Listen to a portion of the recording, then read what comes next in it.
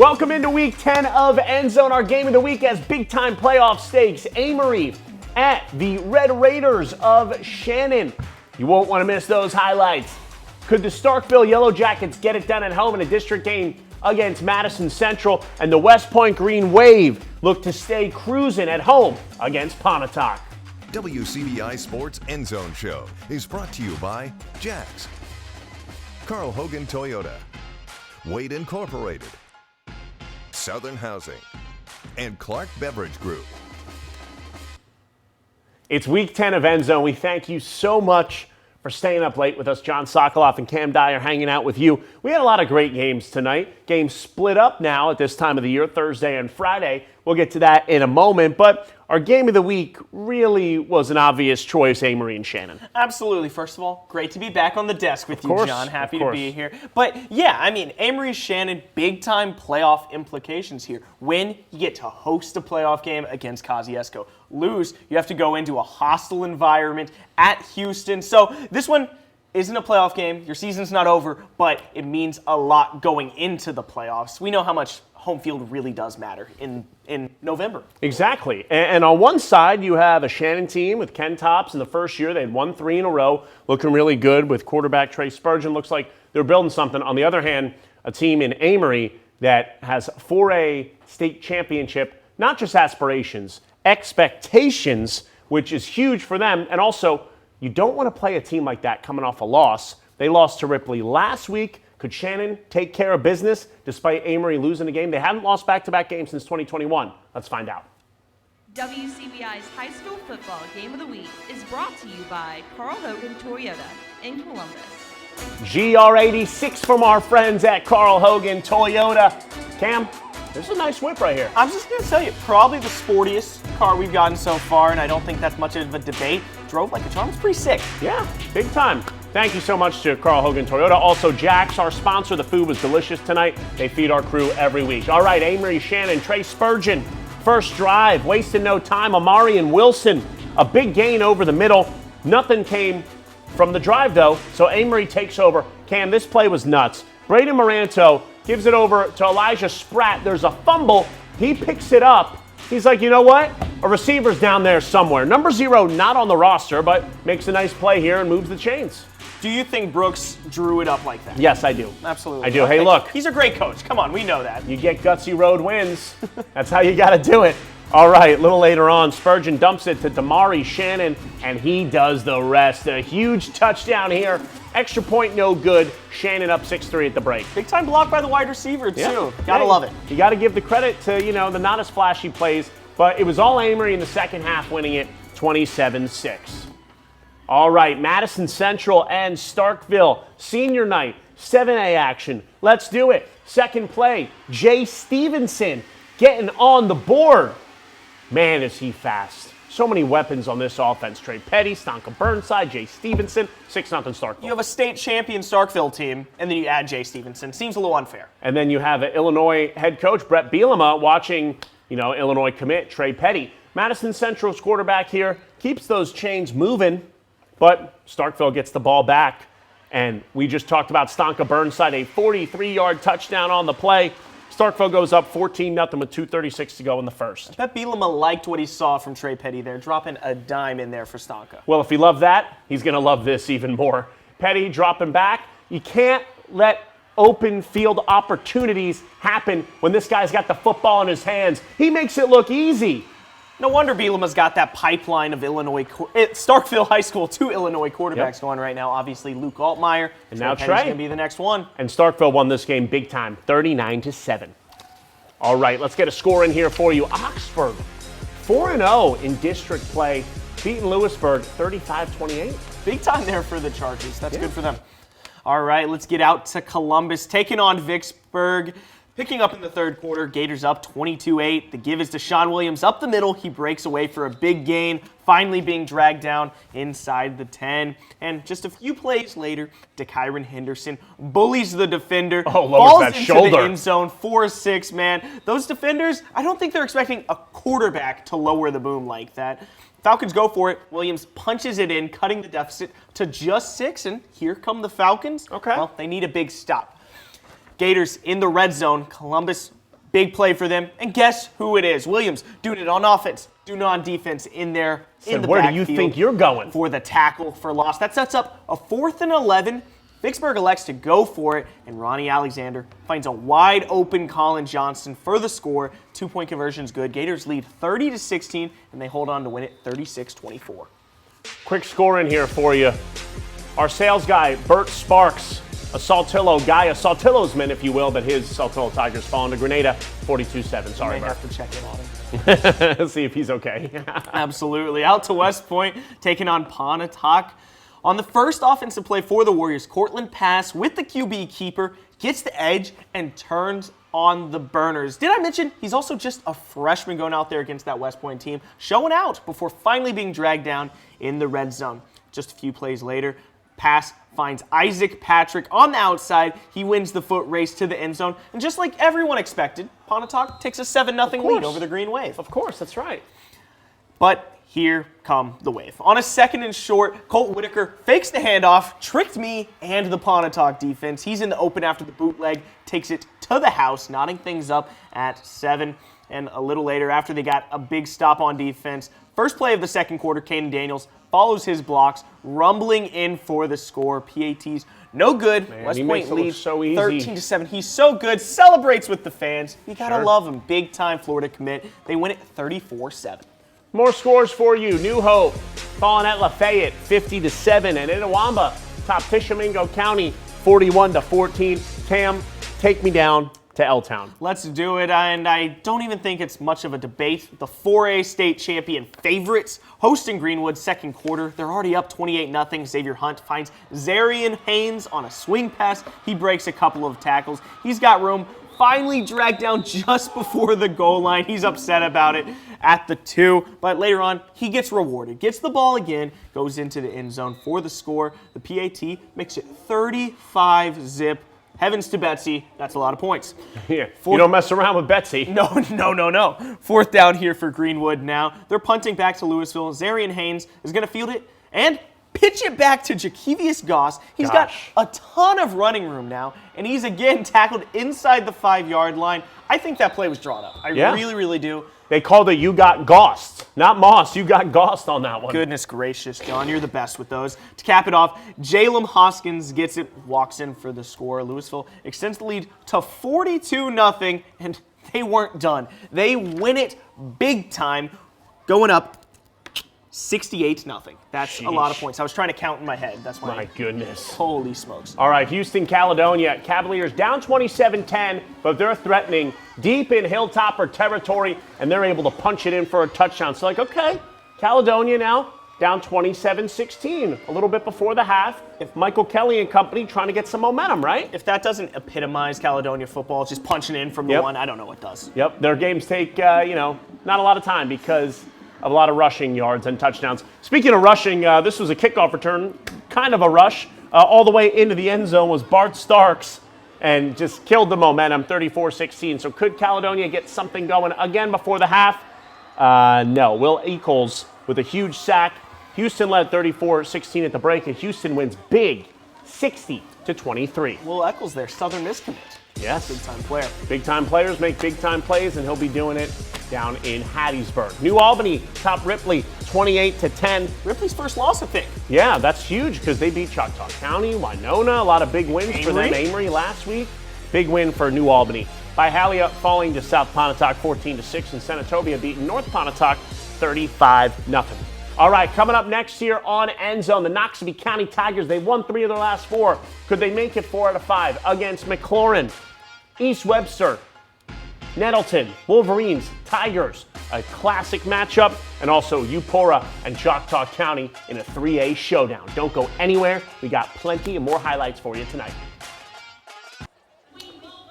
Cameron Raymond Dyer. What did you just call me? Sometimes you win some, sometimes you lose some. We caught the L tonight. We got to Noxubee County. They were up 48-0 at the half. Kamari, what's your middle name again? Bo. B-E-A-U. I've asked you that about 3 times. Noxubee County won 48-0. Mississippi State commit Kamario Taylor and company have won 4 of their last 5. and they are ready for the playoffs. We're just going to leave it at that. Go East Webster Nettleton. Jonathan Robert, that was unacceptable. Now you sound like my mother. Nettleton hosting East Webster Thursday night. Tigers drove down the field. Braylon Williams with the keeper. Keeps it going, moves the chains. Then 4th and 4 from the 5. Big time play here. And the Wolverines get a stop, tripping up Williams. And the offense gets to take over. Drive all the way down the field. Bryson Johnson takes it in to give East Webster a 7-0 lead.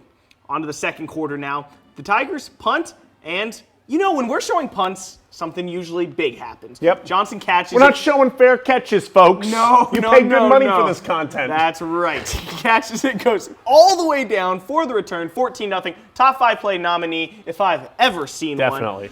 They're up 14-0 at that point, and East Webster wins it 28-19 over Nettleton. To Choctaw County, the Chargers hosting Eupora in the Highway 9 Bowl. Early on. Is that what it's called? Yeah, apparently. Second down, Jeremiah Miller, jet sweep around the left side. He's got room. This was a 46-yard run. Cam, I talk about this Choctaw County triple threat all the time. KJ Cork, Miller, and Caleb Cunningham. I mean, just so good. Later on, 1st and goal, KJ Cork. QB sneak, he's in. The ref making sure that we know. 7-0 Choctaw County. Eupora's turn, 3rd down. Peyton Perkins back to pass, finds Peasy Pittman. That's 4 Ps in 2 guys right there. That might have been the best name combo we've ever had. It probably so. 4th down, Eagles going for it. Perkins with the QB sneak, stuffed at the line of scrimmage. Not looking like the Philadelphia Eagles. Not getting the quarterback sneak. No tush push, no brotherly shove, but Choctaw County won at 35-0. More scores? Let's do it. Belmont, Blank and Mantachie, 22-0. Moorville snuck past Aberdeen, 21-20. Winona beat Thomas E. Edwards, 48-18. And Boonville topped Tanner, 48-14. Coming up next here on EndZone, Hatley Hamilton, a shootout that came down to the wire. You won't want to miss that one. The Bruce Trojans and Water Valley, well, I hope you bet the over. That's all I'm going to say. And MS Palmer at Calhoun City, MD Jennings and Company. All that coming up next. Welcome back into EndZone 2A action, shall we? Hatley visiting Hamilton, 8-8 in the first. These teams liked those 2-point conversions. Justin Verner, 40-yard touchdown, got run into. That was me who got run into. It wasn't by him, it was by a referee, but I want to make sure I was thorough in my synopsis of what happened there. I did not, and it was her. So there you go. That's my fault. 2-point conversion was no good. 14-8. Early second quarter, Kason Williams, 39-yard rushing touchdown. The polar opposite side of the field, they wanted nothing to do with me. And we're tied up at 14. First half winding down, same score. Willie Green, not to be confused with the New Orleans Pelicans head coach and former Sixers legend. I know you all ears perked up at that name. Big NBA fans down here in Mississippi. Big touchdown for Willie Green. Hamilton ended up winning this one 42-36. I may need to get one of those black Hamilton jerseys. They look really, really They're cool. one of the best jerseys in our viewing area. Heck yeah. Out to Bruce. Trojans taking on Water Valley in the season finale. Very first play from scrimmage. Blue Devils get rolling. Jaden Morgan bursts through the line of scrimmage, breaks a few tackles, and then he's off. Man. Finally being dragged down at the 10-yard line. That must be just so disappointing. You see it, but you can't score. However, if you're a Water Valley fan, don't worry. A few plays later, Morgan walks into the end zone, putting the Devils up 7-zip. Next, Trojans possession. They're backed up on 4th and 11. Not a ton of great play calls here, but run the J. Cole Williams play. Looking for a man, he can't find anyone. Scrambles, converts to keep the drive alive. A few plays later, same possession. Williams with another keeper powers his way across the goal line before the ball came out. At least that's what the referee said. Seemed like he went on a power trip. Look at you, John. Boom. Out. They tied up at 7. Water Valley looking to respond. Quarterback sneak, Tyler Richardson. He keeps fighting, and Ashton Price rips the ball. Guess who? Williams is there to recover, doing it on offense and defense. He's fired up. But the Trojans went 3 and out. Water Valley never looked back, winning 55-29. All right, how about Calhoun City? Let's do it, man. Calhoun City, they keep rolling, hosting the Palmer Dragons. My high school mascot is the Dragon, so objectively good nickname, but it's about the only good that Palmer had going for it. Second quarter, Wildcats up 16-0. Personal foul. Running for his life, and somehow, someway, gets it to Jemiah Mays, who does his thing, racing down the sideline for 6, and then the best celebration we might have had all year, he says, hey, look, That's me. Where 2 of me is better than 1, and 2-point conversion is better than 1. Look at that. That wasn't his first time posing with that, and it's probably not his last. I mean, yeah. Maybe it's a signature thing now. You got to love it. Hey, look. This was a complete game for the Wildcats. Offense lighting it up to Xavier Fox with a nice pass breakup, and then finishes the play with a physical tackle. Things get a little chippy, but he says, I can be physical, but I'm also a ball hawk. Few plays later, Fox comes down with an interception. Wildcats go into the half up 24-0 and never look back, winning it 44-8. Couple scores here for you. East Union beating Walnut 44-22. Velma Jackson flanking Nanawoya 52-0. All right, Baldwin, TCPS. Let's do it. Fourth quarter action, Cam. I've been waiting for it all night. It's a big bit in our sports office right now. I'll tell you that. Early third quarter, 7-0 Bearcats, but Brewer Bailey, man. That's insane that he didn't get tackled. Top there. 5 play nominee. I don't understand it. You want it as a lock. The Supreme Court board will look at our top 5 plays and see if it'll get in there. Fourth quarter, though, long drive for the Eagles, tapped off with Jonathan Scott, so they take a 14-7 lead. Back come the Bearcats, Dylan Johnson to Draylon Watson for the touchdown, 14-13 now. But the Eagles block the extra point, hold on to that 14-13 lead. Waning moments of the game. That's a nice little student section there for TCPS. Definitely, and you look, they went crazy here because Bailey, another touchdown, breaks free, high school musical style, 20-13, extra point no good. Seconds remaining, driving for a potential tying touchdown, picked off by Jeb Brown. Eagles hold on to win it 20-13 in a classic. I'm just saying, top 5 plays honestly isn't even really a thing without Brewer Bailey. No. He's in it almost every week. Yeah, he's been in it a ton, and I'm sure he'll be in it again. Vardaman, your sweet potatoes. Cam, 45-0. They've been in it every week, and they've won every single week, winning its first division title since 2012. In fact, congrats to the Rams. You love some sweet potatoes, and you love some cinnamon sugar as well. Absolutely. West Lowndes beating Smithville 38-26. Thrasher fell at Biggersville 55-8. McAdams lost to French Camp 47-22. Noxapater fell to Ethel 28-8, and Byers beat Myrtle in a thriller 28-27. You better not go anywhere because we got some West Alabama coming up for you next. Welcome back to EndZone. Another blow-up helmet. We love it. Oak Hill at Winston Was Academy. that a motorcycle? It sounded like it. So we had a bad snap early here, picked up by Oak Hill's Will McBrayer, and it's a 30-yard touchdown. We've gotten him recovering a fumble for a touchdown earlier in the year against Columbus Christian as well. So we had Oak Hill Academy off to a good start, but Omar Scott, oh my Scott. I know, bouncing off people. You thought he'd be tackled. He takes it all the way in for a 40-yard touchdown. And this one was all Winston Academy. They ended up getting it done 57-20. How about that? In a playoff game. Yeah. No less. Big win for the Pats. Congrats. Big win for Winona Christian. I know, over Marshall Academy, 29-20. All righty, let's get out to Lamar County, hosting Winston County. We love West Alabama, actually. We do, and all our teams there have been really good. Xander Bradford rolls out and completes this pass to Ryan Anick for a nice little 15-yard gain, keeping the chains moving. Later on that drive, 4th down pass back to Jordan Godsey for just enough to keep the drive going. Man, he has a knack for just getting where he needs to be. A knack for the end zone, a nose for the sticks. It's great for him. After a first down, 1st and goal, Godsey misses the bad snap, and it's recovered by Cameron Alderholt. Very next play, Landon Kelly takes it all the way for the touchdown. So things not looking good for Lamar County, but John, it's not how you start. No. It's how you finish. They were down 21-7 at one point, come back and win it 45-35. Big time win for the Bulldogs. All right, Lynn topped South Lamar 47-20. And coming up next, we'll have our teams of the night. Teams of the night, Cam? Gotta go with the Vardaman Rams, first division title since 2012. Sweet potatoes for him tomorrow. I got Amory. Thanks for joining us. We'll see you next week. WCBI Sports EndZone Show is brought to you by Jax, Carl Hogan Toyota, Wade Incorporated, Southern Housing, and Clark Beverage Group.